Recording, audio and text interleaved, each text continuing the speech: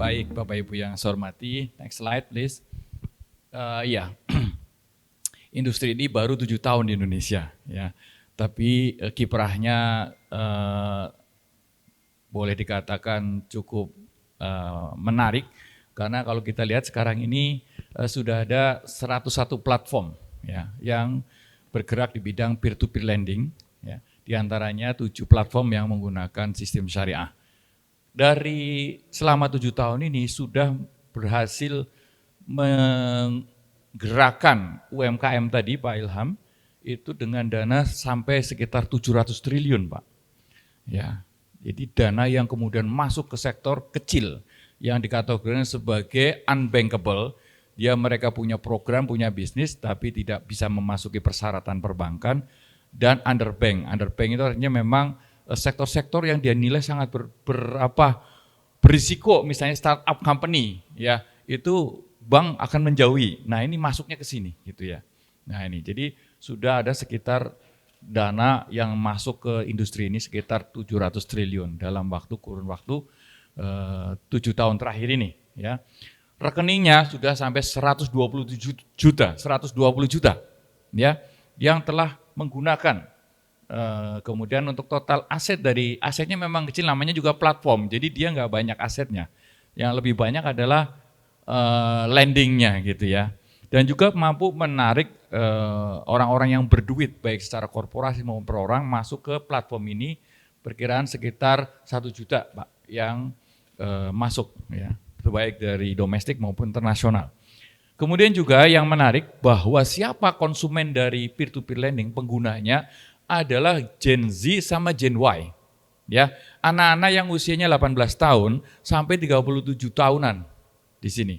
Jadi anak-anak muda yang semangatnya tinggi tapi kadang-kadang juga tadi Pak Ilham ya, nalarnya ditinggal Pak di belakang. Logikanya ditinggal. Nah ini ya tantangan kami ke depannya, gimana menseimbangkan, mengedukasi mereka agar seimbang antara nalar sama hasratnya gitu. Tapi biasanya memang anak muda begitu Pak karakteristiknya Pak. Kalau orang nggak punya hasrat, barangkali nalarnya dipakai, anak muda nggak pernah nikah-nikah, ya kan? Karena merasa belum cukup terus.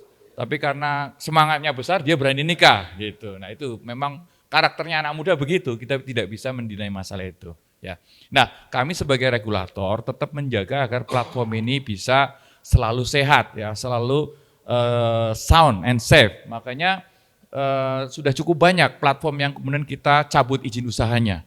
Terakhir itu ada satu yang dicabut di bulan yang lalu, di bulan Agustus ya, kita cabut satu. Jadi sudah lebih dari puluhan yang kita cabut license-nya karena mereka tidak governance gitu ya. Nah next slide.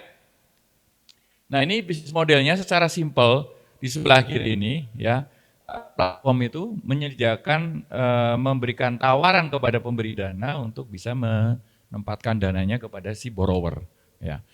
Si lender bisa menentukan saya mau masuk kemana gitu, atau menyerahkan kepada si platform yang mencari si borrowernya.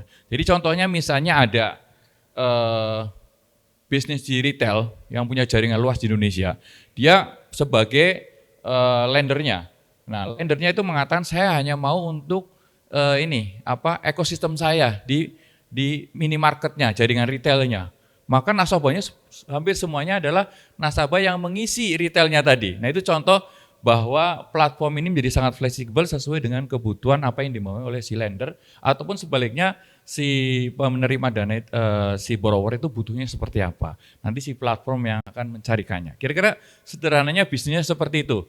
Nah ini karakternya yang harus kita pahami. Karakter utama dari yang menjadikan salah satu keunggulan dari fintech ini adalah cepat prosesnya, ya hanya 5 menit uang sudah masuk ke kantong si borrower gitu ya.